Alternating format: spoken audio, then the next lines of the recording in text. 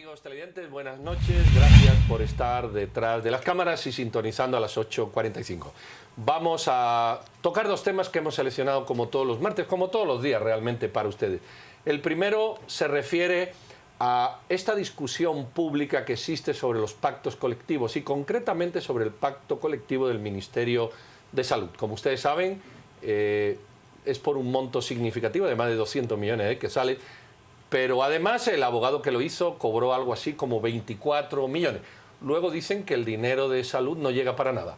Los hospitales cerrados, no hay insumos, es otra información que vamos un poco a aclarar, y que el dinero es insuficiente. Bueno, con ese tipo de pacto yo creo que cualquier cantidad que destinemos va a seguir siendo insuficiente. Sobre estos temas vamos a girar, y el mejor interlocutor del Ministerio de Salud, pues el ministro de Salud, que amablemente nos acompaña, don Luis Enrique Monterroso. Luis Enrique, buenas noches, bienvenido. Buenas noches. Y doña Silvia Jereda, que está con nosotros. Pues le entramos directamente, doña Silvia. Vámonos directo.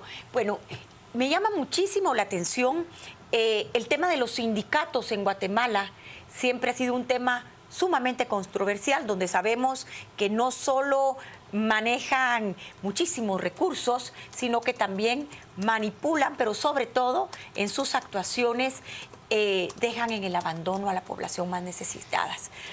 Esta nueva opción que ustedes han tomado por poner un freno en un momento tan convulsionado como el que vive Guatemala, tiene una connotación y tiene un momento. Cuénteme un poquito qué es lo que está pasando y cómo es que en estos momentos donde justo el gobierno enfrenta tantos ataques, deciden hacerle frente a un ente tan poderoso como los sindicatos. En principio, lo que sucede es que en el artículo 13 del mismo documento del pacto establece que se puede hacer una denuncia del pacto ante el Ministerio de Trabajo y Previsión Social. ¿Qué implica denuncia del pacto?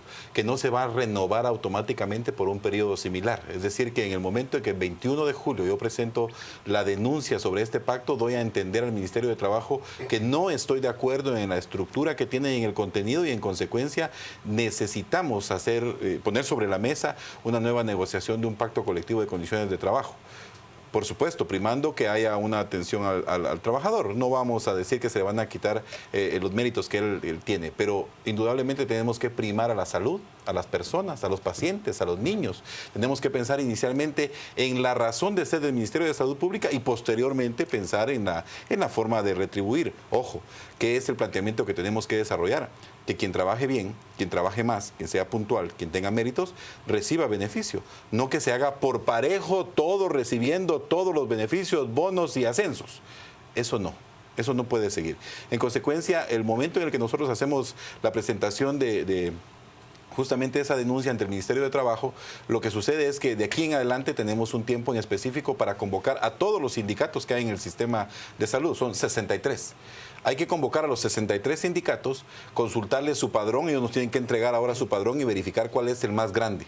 Y con ese hay que hacer la negociación del nuevo pacto. ¿Y tienen la fuerza ustedes en estos momentos para enfrentarse, como yo le reitero, a un monstruo como los sindicatos, que además tienen grandes prebendas? Porque sabemos que los sindicalistas estrenan carros, tienen grandes bonificaciones y viven a cuerpo de rey.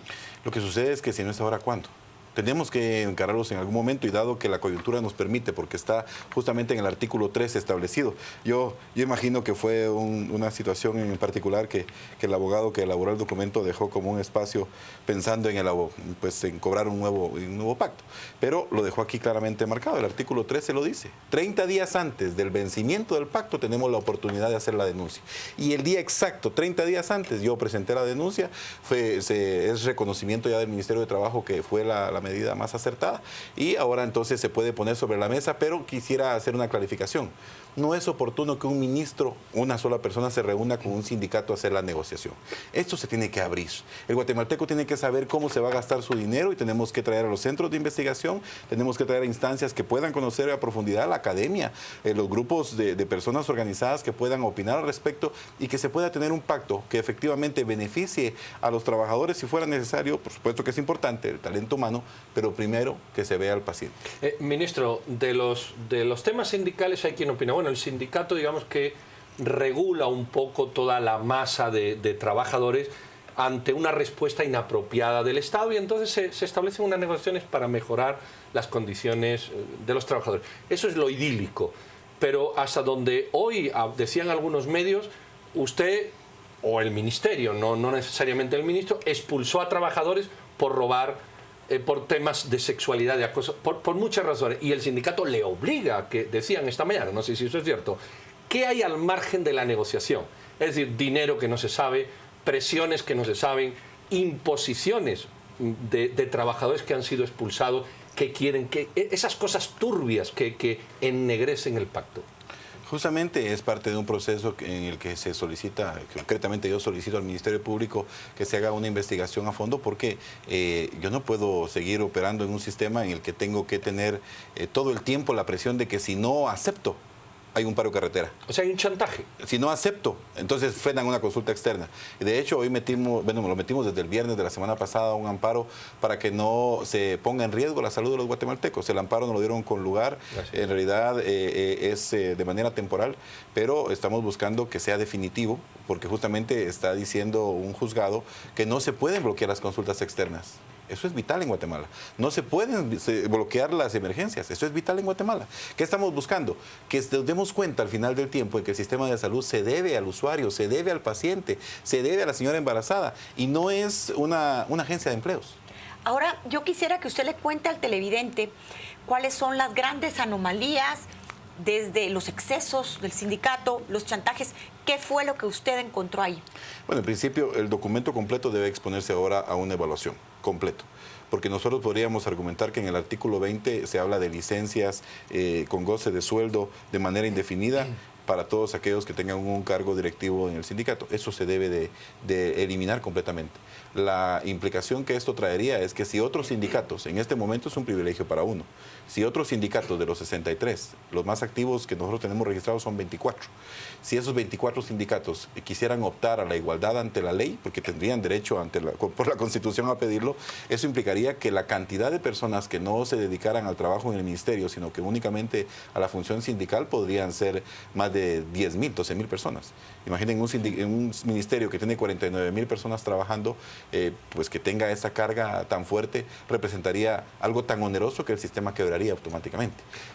¿Qué privilegios piden los sindicatos? Vimos hace poco una persona que trabaja ahí que tenía sus hijos, tenía sus tíos, tenía... O sea, ¿es posible romper, lo digo yo, no lo dice usted, esas mafias? El esfuerzo tiene que ser sostenido en el tiempo. O sea, los 5 meses que nos quedan en el ministerio, que puede... Yo hago un comentario que en el cargo en el que yo estoy, 24 horas es el largo plazo, porque puede ser que mañana no esté. Eso es algo constante que se puede dar, pero si fuera el tiempo máximo, los meses que quedan, lo que tenemos que hacer es empezar a sembrar una cultura de denuncia, que esa tarda años en establecerse. Empezar a sembrar mística en el trabajador, que la gente trabaje con animosidad y que atienda bien al paciente, porque se detecta que en muchos casos hay negligencia, pero cuando uno intenta poner la decisión firme de cambio, dicen: usted no me puede mover, si no vamos a junta mixta y ahí lo resolvemos, usted no me puede mover, menos aún por algo tan subjetivo como lo que usted le llama mística de servicio, mística de trabajo. ¿Cómo me va a pedir usted mística de trabajo? En consecuencia, eso tenemos que cambiarlo. Yo quisiera preguntarle por qué, habiendo tenido casi 4 años para actuar, para desarticular estos abusos, lo viene usted a hacer cuando faltan 5 meses. Es el momento de actuar. Siempre va a ser el momento de actuar, porque si pensamos que sea al inicio del próximo gobierno, yo no sé qué situación pudiera darse. Pero lo importante es de que estamos haciendo cosas que hoy por la tarde me reuní con el señor presidente, que él me da el respaldo total al esfuerzo que estamos desarrollando y que podemos seguir diciendo que el proceso que se inició no se va a detener, sino vamos a enmarcarnos en la ley. Si la ley dice que se debe pagar un viático en específico, ese es el viático que vamos a pagar, porque es el que se le da a todos los funcionarios del Estado. No vamos a pararnos en el viático que está aquí descrito, sino es porque la Contraloría General de Cuentas lo determine, porque en este momento la Contraloría mete un hallazgo por el pago de viáticos y dice: la tabla que se debía de establecer es la usual para todo el funcionariado. Y mete un hallazgo, pero además lo mete ante el Ministerio Público también. La Contraloría General de Cuentas hace eso. Pone 2 procesos, uno por el tema de viáticos y el siguiente por el tema del cobro del abogado.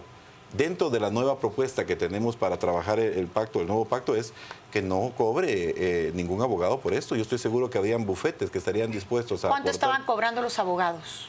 el arancel dice acá que es el 10% de todos los beneficios que se obtengan en el pacto. Dice ¿De aquí cuánto que, estamos hablando aproximadamente, inicialmente ministro? de 24 millones de quetzales, pero puede ser más. Puede ser más porque si en algún momento lo establece aquí, existiera incremento a la nómina anual, porque aquí dice sobre la base del monto del incremento a la nómina anual. Eso implica que si en este caso se logra establecer que la nómina fue superior al monto ya cobrado, pues pudiera haber alguna relación de distancia. Ministro, cambiemos de tema. Los sindicatos argumentan que no hay abastecimiento, que los hospitales están mal, que es un desastre la salud, y con ese argumento de alguna manera justifican el paro. ¿Ellos o no? ¿Cómo están los hospitales de Guatemala realmente en cuestión de suministro, atención, asistencia, etcétera? Justamente lo que estamos buscando es que exista un recurso para pagar a proveedores. Con facturas pendientes de pago del año anterior, el ministerio inicia, de hecho este gobierno inicia con 445 millones de facturas sin haber sido canceladas a proveedores. Esos 445 millones implican en el año 2012 una carga importante para que se pueda operar. Y eso se va convirtiendo en el fondo que después de los años va quedando como un remanente de pendientes. Eso ya hace que una situación de abastecimiento pues sea bastante complicada, bastante difícil de estabilizar.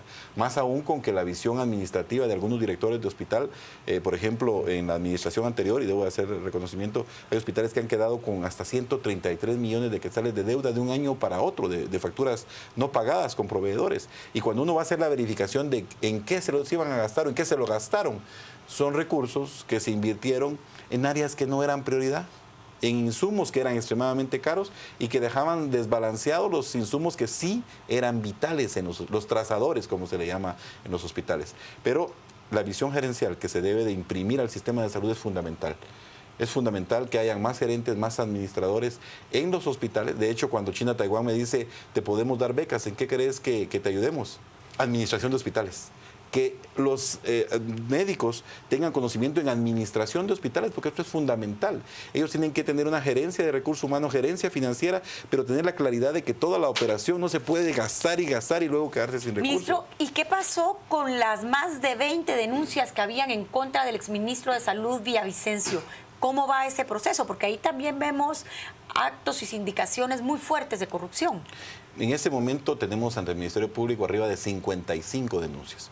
Nos acercamos hará unas 3 semanas y agradecemos la apertura del licenciado Carlos Ruiz, que nos recibió, y le fuimos a comentar que existía una serie de acciones que debíamos de encarar, porque si no lo que sucede es que se pone la denuncia, no pasa nada, sigue pasando el tiempo y la impunidad les da el mensaje al resto de personas y dicen, pero es que ya vieron, hablaban de denuncias ante el MP y no ha sucedido nada. Y de hecho, algo que conversábamos aquí mismo es que en ocasiones cuando uno flagrantemente descubre a alguien robando, lo lleva al MP y al día siguiente sale con una caución económica de 500 quetzales. 500 quetzales y lo reincorpora al trabajo nuevamente porque la normativa dice que hay que darle espacio 10 días para que presente pruebas de descargo, y si él presenta las pruebas de descargo pese a haber sido flagrantemente encontrado, pues puede entrar a una defensa en la que no salga del puesto. Eso que lanza un mal mensaje. La ley de servicio civil, que es un tema que se está discutiendo y se está presionando al Congreso para que sea una de las cosas que evidentemente se implemente.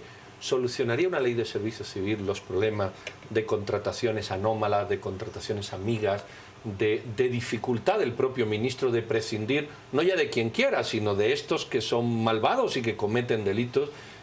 ¿Solucionaría eso el tema o tenemos que destruir el sistema y hacer un sistema nuevo? En principio, lo que quisiéramos es que se dé un espacio a una política de recursos humanos en donde se le dé un premio y un castigo a quien hace bien o hace malas cosas. Pero ahora que usted toca el Congreso, es importante mencionar que mandamos ya una propuesta para que se incluya en la ley de compras y contrataciones del Estado por medicamentos. Detectamos que los mecanismos se estaban actualizando menos en medicamentos y el Ministerio de Salud Pública lanza una propuesta de subasta inversa electrónica, Este aspecto es una experiencia que Brasil y Chile ya están operando y el sistema de Naciones Unidas viene trabajando con nosotros por 6 meses.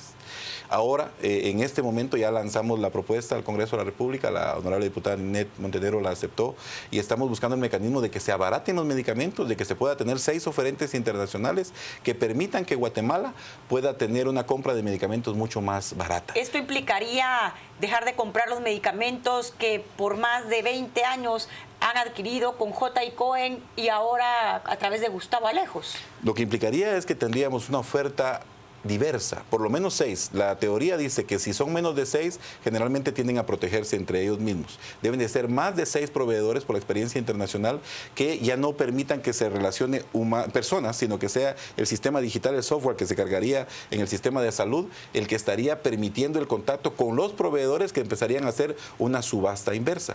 Es un mecanismo que podemos, que de hecho ya compartimos al Congreso, el articulado ya lo tienen y pues que implica también cambios internos, porque si bien es cierto, hay que hablar del recurso humano motivado, también hay que hablar de los escasos recursos financieros que deben de aprovecharse al máximo. Ahora, señor ministro, ¿esto es realmente posible? Porque hemos visto, por ejemplo, en el caso de Gustavo Alejos, y lo dijo el comisionado de la CICIG, aquí lo que se están dando es favores políticos, favores de campaña que se le dieron en su momento a Portillo, luego a Colom, luego a Otto Pérez Molina y a Roxana Valdetti. Son favores de campañas. Es posible romper con ese clientelismo y todo este círculo político que hace que los medicamentos estén sobrevalorados hasta en un 3000%. Es posible como la compra que ya hicimos con Comisca. 8 años de que no se compraba en Comisca y existía un mecanismo de compra conjunta. Y Comisca, o sea, la Comisión de Ministros de Salud de Centroamérica, por primera vez compramos. Ahorramos 26 millones en 5 productos. Bueno, es una buena noticia, lo felicito. Eso lo hicimos y la verdad es de que en ocasiones tiene poca resonancia, pero tiene implícitos riesgos, tiene implícitos momentos de tensión, pero lo hicimos por primera vez, es decir, sí se puede hacer. Ya lo hicimos, se le presentó de hecho a los cooperantes, el señor presidente estuvo presente cuando se hizo la presentación y se les mostró cómo con Comisca habíamos comprado ya productos, por supuesto quisiéramos que fuera para el año completo y los 38, y es a eso a lo que le estamos apostando. Ya hay 38 productos que están precalificados, que tienen una mejora sustancial en los precios, y por citarles un medicamento que sirve para los enfermos renales, la eritropoyetina, vale 280 quetzales en la calle incluso. Si la logramos comprar en Comisca va a costar $2. La diferencia es abismal. ¿Qué tenemos que hacer? Empezar a comprar ahí. Ministro, usted dice en 24 horas en largo plazo, yo estoy de acuerdo. El propio presidente no se reelige. La reforma de la electoral y partidos políticos hablan de no reelección de más de 2 periodos de diputados. Las ideas, ¿por qué tenemos sindicalistas de 20, 24 años si al final son parte sustancial del Estado en teoría corrupto que queremos cambiar con la no reelección? ¿Por qué permitimos sindicalistas de 20, 25 años? Los mismos. Cuando entramos al ministerio nos empezamos a dar cuenta de algo. El talento humano del ministerio, los personal del ministerio no era escuchado, no era atendido, y generalmente cuando no se atiende por la cúpula del ministerio empieza a buscarse un mecanismo de ser escuchado a como de lugar. ¿Qué implicaba eso? Que buscaban representantes que en el tiempo se fueron instaurando y quedaron establecidos, porque se convirtieron en una necesidad para el grupo de personas que no podían ser escuchados. Claro, en el proceso, lo revisamos, se fue tergiversando y entonces se fue dando cuenta un funcionario, las bases, como le llaman los sindicalistas, se fueron dando cuenta de que no importaba si hacían bien o mal las cosas, su cheque llegaba constantemente sin que nadie le hiciera una medición. Y es que lo que pasa es que el inquilino temporal del ministerio es el ministro. El ministro puede cambiar en un mismo periodo, el promedio es de 3 a 4 ministros por periodo de gobierno.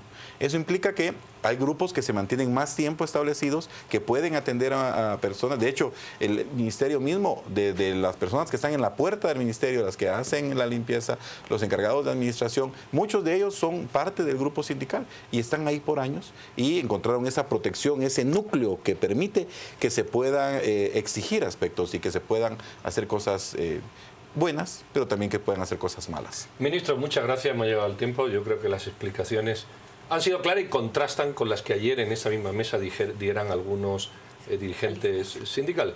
Deseamos suerte y yo creo que hay una idea que usted ha puesto muy clara. Hagamos esas negociaciones abiertas. Sí.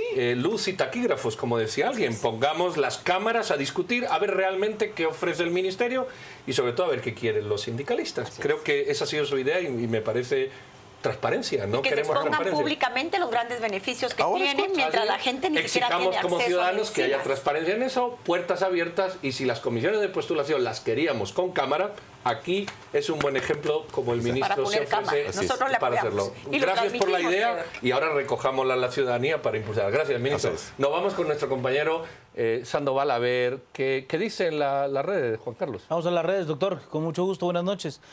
Veamos lo que dice Pablo. El escribano de la Nación tiene la obligación de realizar todos los contratos, pero no lo usan para cobrar grandes sumas de dinero. El doctor Hernández, las mafias de los sindicatos se dio debido a la corrupción de los funcionarios del Estado. Ahora arréglenlo. Elliot nos dice, a este ministro ya se le debería estar aplaudiendo por lo que está realizando y no reprochando el trabajo que realiza. Fernando, creo que los abogados deben de cobrar por sus servicios profesionales, pero con montos moralmente aceptables. Inclusive están pidiendo desde el 20 al 30% para pagar facturas del año pasado. Es un descaro. Y Claudia, a mí que el ministro de Salud me parece que se manifiesta con solvencia y claridad, es lo que plantea Claudia Castro Ruiz. Son los mensajes que tenemos en las redes sociales. Quédese con nosotros al regresar una segunda entrevista acá a las 8:45.